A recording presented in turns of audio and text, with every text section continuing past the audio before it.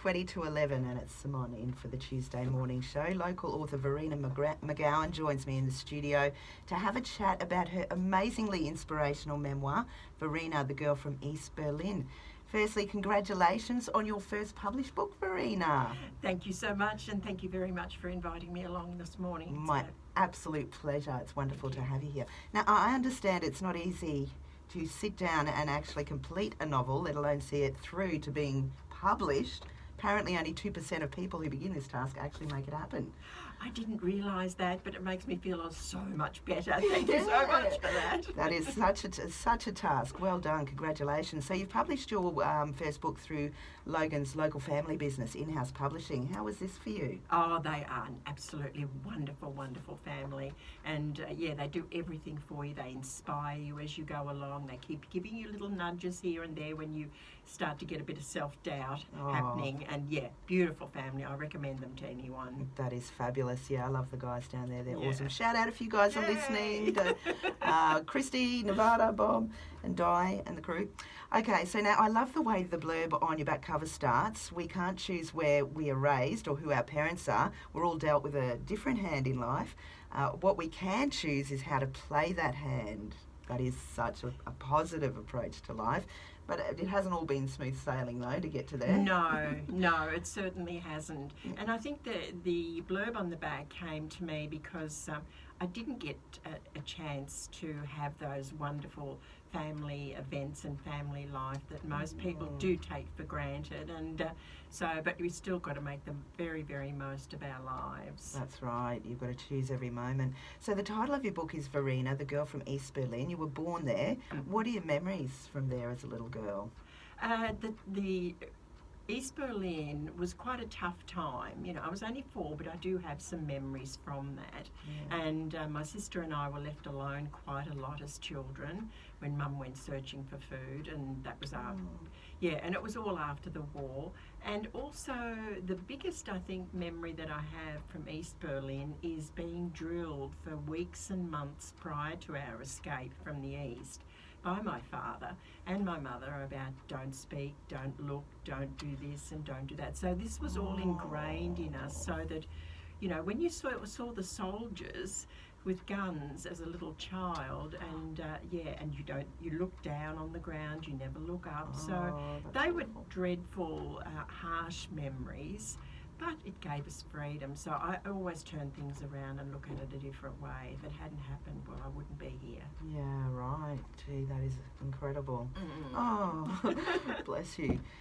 So why? Well, obviously there was a reason why you left. That was pretty much it, yeah? Yeah, no, well, my dad was forced to work for the Russians because he had an education. He was an engineer. Anyone with an education was forced to work for them. Right. So once you worked for them, you were stuck. And if you did escape, you were then classed as a spy. So it was a big thing, big thing. That is, gee whiz, what a start. And you're only around about the 4. I was, yes. That's soul destroying. During this time you were abused by your father. No, it wasn't then. It wasn't until we came to Australia. Oh, right. And I was in my teens. Okay, so how did you end up coming to Australia? We'll go to that first. We settled in the West, but of course freedom wasn't found when we escaped from the East because the Russians had spies on both sides. So we had to go into hiding in the West for a while, and then we found freedom for a few years. And the Suez Canal crisis was starting to ramp up in 57, and my parents had been through enough, and they decided to take their family to Australia. Right. And Australia, bless them, had the immigration scheme going, and we applied, and that was it. We were here. Gee, that must have been such a pivotal point. Everyone must have been celebrating, so happy. It was. Excellent. So obviously you like it. You're still here. Oh, I love Australia. I absolutely adore it. It's given me a wonderful, wonderful life. I've never been back to Europe.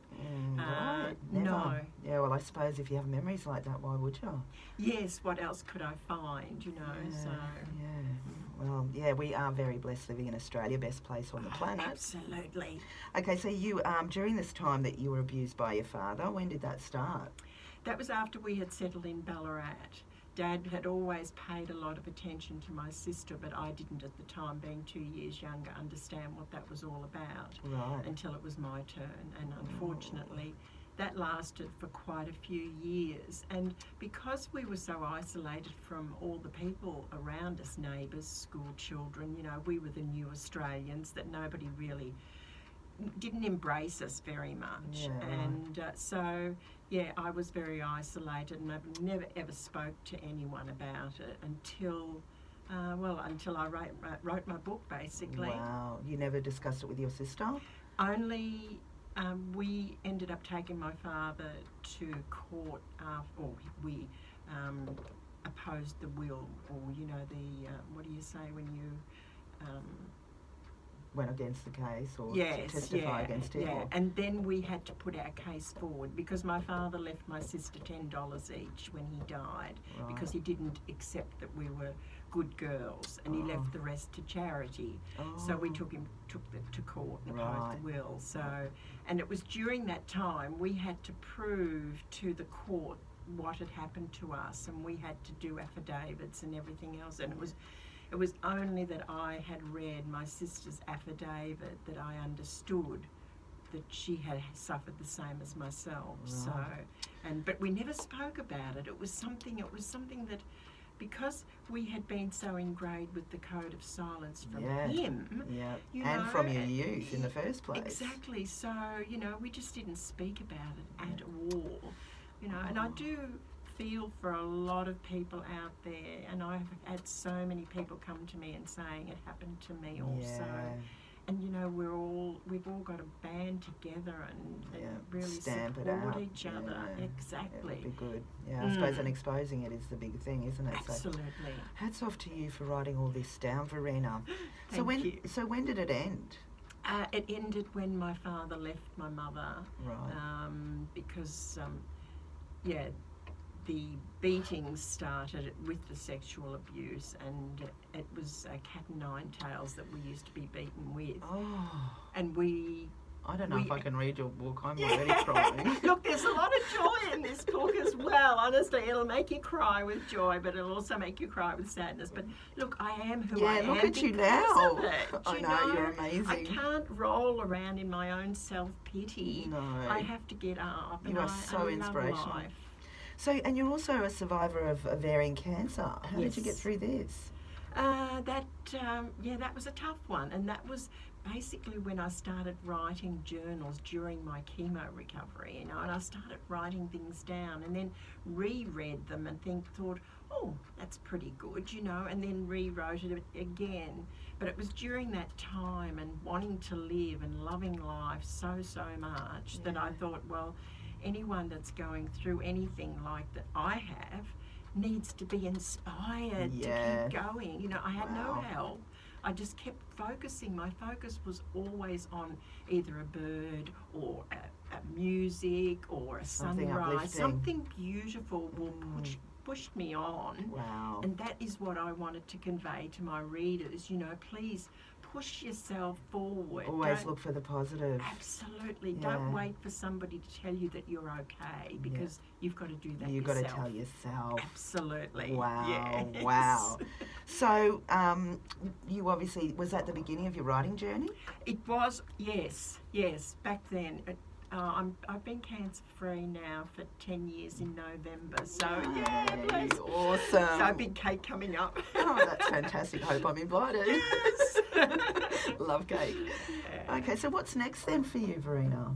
I think I have another book in me. Yeah. I've sort of been getting little inspirational thoughts here and there, but that's cool. I do want to go to the CWA ladies out in the country and take my book out there and sit and have scones and cream and just have a bit of fun out the bush. Excellent. Have you been out that way before? No, well, I have done a little bit of a road trip to Longreach and Winton and sort of those areas, but I love the country. I love the outback Oz. Oz. Yes, love it.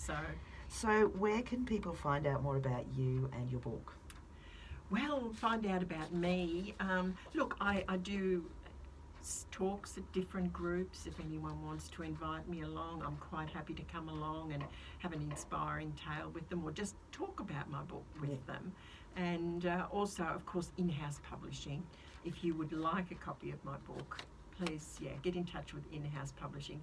I'm not a lady that is on Facebook, or I don't do social media, because I feel that most of the time the feedback that you get from them or from other people, it's not what you get face to face. And I don't need any of that negativity in my life. Yeah, absolutely.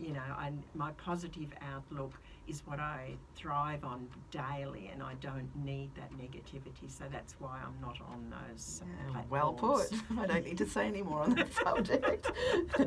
You're a lady of many words and many talents, obviously, getting that through so well. Okay, so people wanting your book need to go to in-house publishing to grab a copy, or I was going to suggest they can call Monica and say, look, we want to talk to Verena, or we want her to do a talk. The number into the reception to talk to Monica is 38088101. And you've brought in a couple of copies to give away of your wonderful book. Absolutely, yes. Please ring and I will autograph it for you. All right. Well, for the first two callers who come through on 38088101, talk to Monica, we'll get Verena to sign the book for you. Thank you so much for coming in. You're a very inspirational lady. I mean, for such a hard start and for all the stuff you've been through, you are a shining light. You really are. Yeah, well, if it's to be, it's up to me, is what I always say. So there's nobody else can live your life for you. Live it and make the most of it. Wonderful words. Thank you again, Verena. Pleasure. Are you an Elton John fan? Oh, I love Elton John. Oh, yes, please. I'm going to play that. I guess that's why they call it the blues. Beautiful. I love that. Thank you so much. You're welcome. Have you seen the Elton movie? Not yet. Rocket Man. You must see it. It's amazing. Okay. It's one of my favourite movies, I think, of all time. Yeah. Okay. Okay. All right. You, Thanks Simone. again. Have a good day. Bye-bye. It's Logan City's 101 FM.